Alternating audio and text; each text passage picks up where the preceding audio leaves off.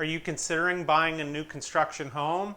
Today's video, we're going to talk about the 3 pitfalls of new construction and how to avoid them and have a successful experience. Stick around, that's coming up next.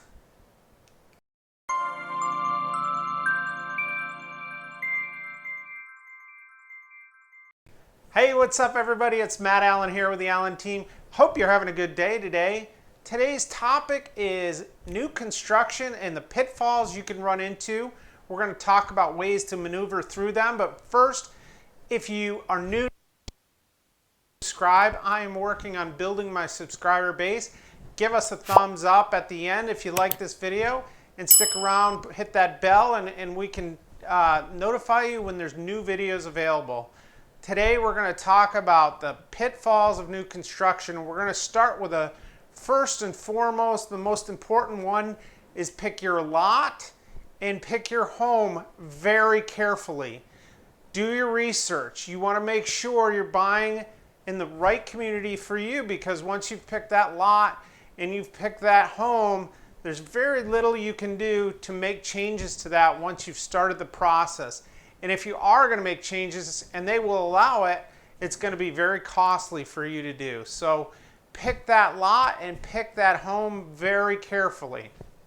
Number 2 on my list of things to avoid or pitfalls when buying new construction have to do with large deposits, paying full price, things like that. Now, there's not a lot you can do about any of this with new construction. There's very little negotiability.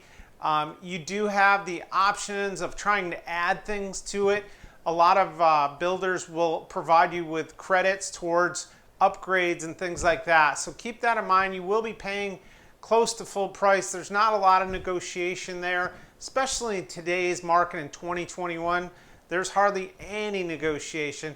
And then going back to the deposits, if you're a VA, and I've run into this recently, if you're VA, FHA, and you can only afford to put down a small percentage or nothing down on the property, new construction may not work for you, because they're going to be looking for you to put down typically $10,000, $20,000, depending on the type of home and the cost. You know, you're putting down a pretty substantial deposit. And then if you're picking upgrades, they're going to want a certain percentage of that once you pick the upgrades. So keep that in mind, and there's very little you can do. The one thing you can do is go to a small builder that's only building 1 or 2 homes at a time. Sometimes they're a little more negotiable with you, and they'll be able to work something out as far as the fact that you don't have that large deposit to put down. So keep that in mind. Number 3 has to do with appraisals. When you're buying new construction, you are working through the builder's contract. And I don't know if I've ever seen a builder's contract not have in there that if the house doesn't appraise, they don't have to do anything about it. You do. In other words, let's say the house under appraises for what you purchased it at.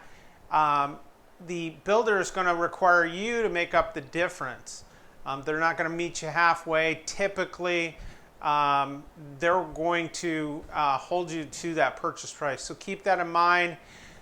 Resale is a lot different. We always have an appraisal contingency in there. If the house doesn't appraise for the resale value, we can always negotiate, or at least, at very least, get your money back, your escrow deposit back. So keep that in mind. There isn't an appraisal contingency with most builders. All right, my bonus today is about the builder's lender.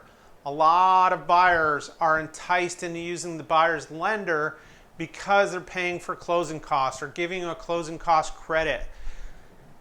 It's good if you don't have the money to pay for closing costs, but keep in mind the old adage, nothing is for free. So if you are taking advantage of that offer, your interest rate's most likely going to be a little higher. So you may pay in the long run more than those closing costs and an added couple $100 a month in mortgage payment. But again, if that's something that works for you at the time, that's good to do. But you want to try to compare apples to apples and look at what the savings would be if you used your outside lender. Do those closing costs equal or benefit you more than the better interest rate with an outside lender? I don't have any choice or recommendation on either one. It's just whatever works for you. All right, guys, hope you like this video. If you have any questions, drop them down below. I'm Matt Allen here in the Central Florida area. I've been working in the area since 2002. Check out some of my other videos about new construction. I've got a whole other video on all the things you want to know about new construction, and look forward to the opportunity of working you in the near future. Take care now. Bye-bye.